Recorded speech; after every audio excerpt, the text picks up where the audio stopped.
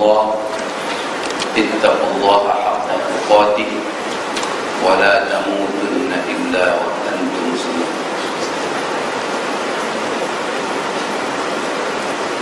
Qiwamuddin arba'atun.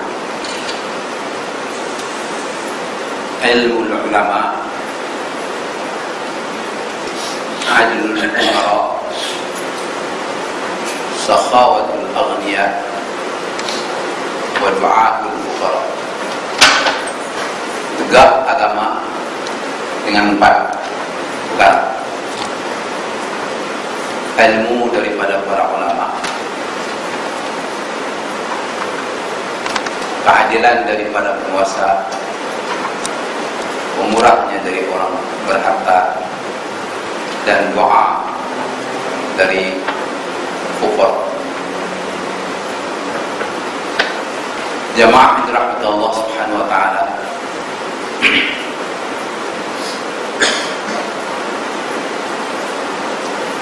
di akhir zaman ini kita menghadapi agama yang bocor di sana sini.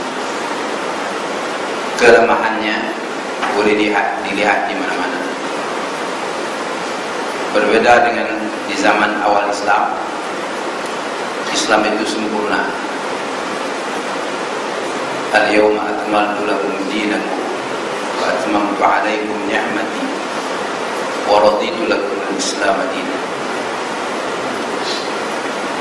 Ayat ini diturunkan di waktu Rasul haji yang terakhir, dan dalam haji itu disampaikan tentang pada hari ini telah disempurnakan bagimu agamamu, dan telah disempurnakan bagimu nikmat, dan aku redha, kata Allah, Islam sebagai agama. Setelah mereka berjuang habis-habisan, para pemimpin korbankan dirinya untuk perjuangan. Orang kaya habiskan harta. Ulama yang diasuh Nabi mengembangkan agama dengan sesungguh-sungguhnya. Dan kaum fuqara yang berdoa di mana-mana minta supaya dapat hidup sejahtera telah menikmatinya. Barulah turun ayat ini. Ayat yang menyatakan pada hari ini telah disempurnakan bagimu agama.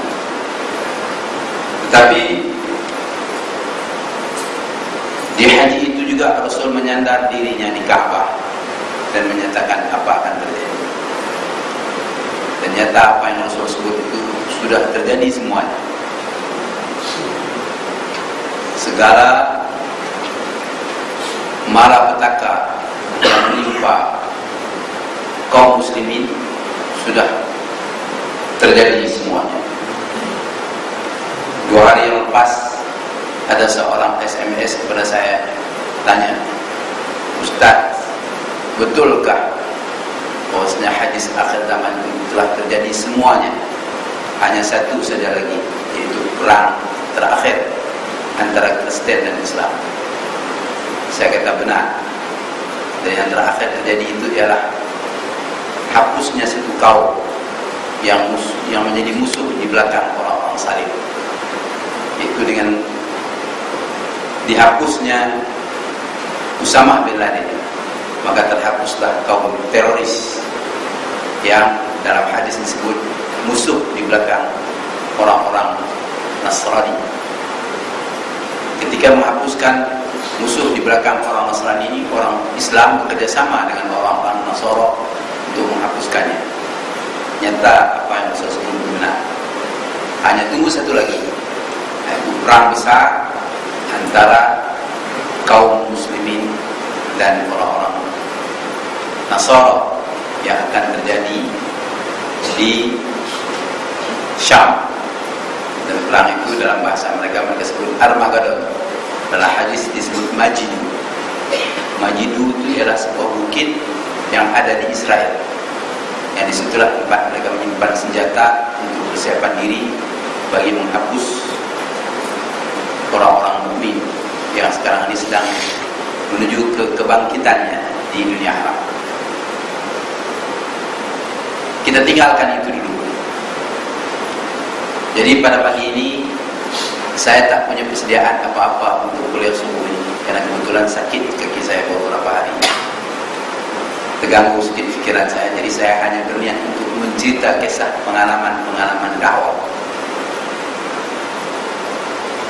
Mungkin boleh kita kongsi bersama pengalaman-pengalaman ini. Dan kadang-kadang sebagai setengah orang mereka ingin tahu sejauh mana dakwah itu berjalan. Apa betul cerita kosong saja?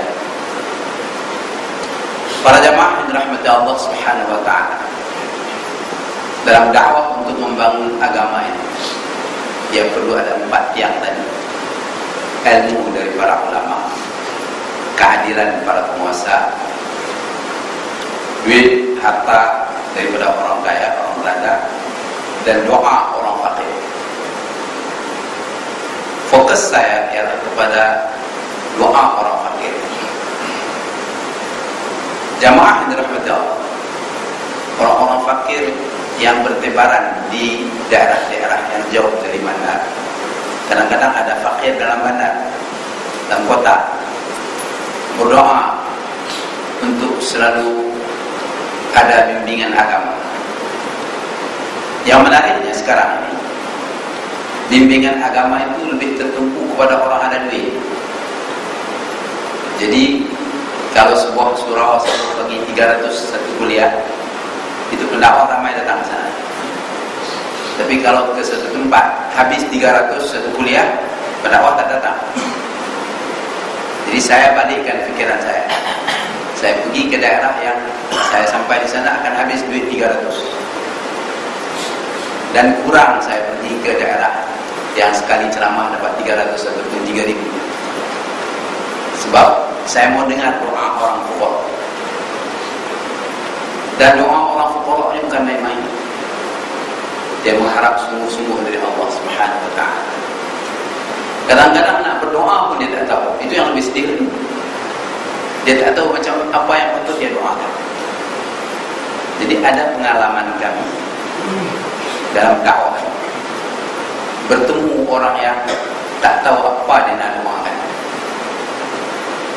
Satu hari saya pulang daripada Pitas dalam perjalanan setelah kota Maluku. Saya singgah di sebuah kampung yang di muka pintu masuk kampung itu ada signboard gereja. Tapi saya dah dengar beberapa waktu sebelumnya di kampung itu ada keluarga yang Islam, tapi bapaknya sudah tak ada di situ, tinggal anak-anaknya saja. Jadi waktu saya singgah, kebetulan ada seorang budak lelaki baru pulang dari sekolah petang. Saya tengok wajahnya, ini bukan wajah orang dusun, ini wajah Pakistan. Saya panggil anak itu, saya tanya, namamu apa? Dia jawab namanya. Kenapa wajahmu Pakistan? Ya, bapak saya memang Pakistan. Bapakmu di mana? Dia diam, cakap. Karena ada curiga daripada keluarganya, neneknya turun daripada mungkin di atas rumahnya sedikit. Mau cari apa tadi? Saya mau tanya anak ini, bapaknya siapa? Jawab neneknya, bapaknya Pakistan, sudah pulang negerinya. Maknya di mana? Di KK. Namanya apa? Erin. Apa dia buat di sana? Bekerja untuk biaya hidup anaknya.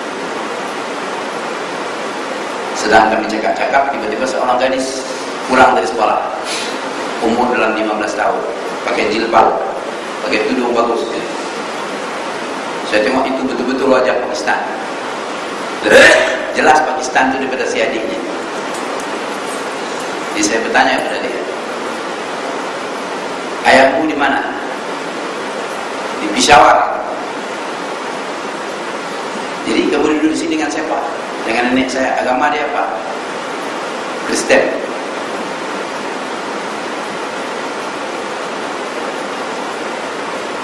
mak saya di KK. Kenapa? Bekerja untuk biaya hidup kami. Siapa lagi ada di kampung ini yang Islam? Ya, kami berdua. Dan ada makcik saya satu. Kita boleh bayangkan seorang anak yang baru sekolah rendah dan seorang gadis yang baru sekolah menengah duduk dengan nenek. Nenek itu dukun lagi, Kristen dukun.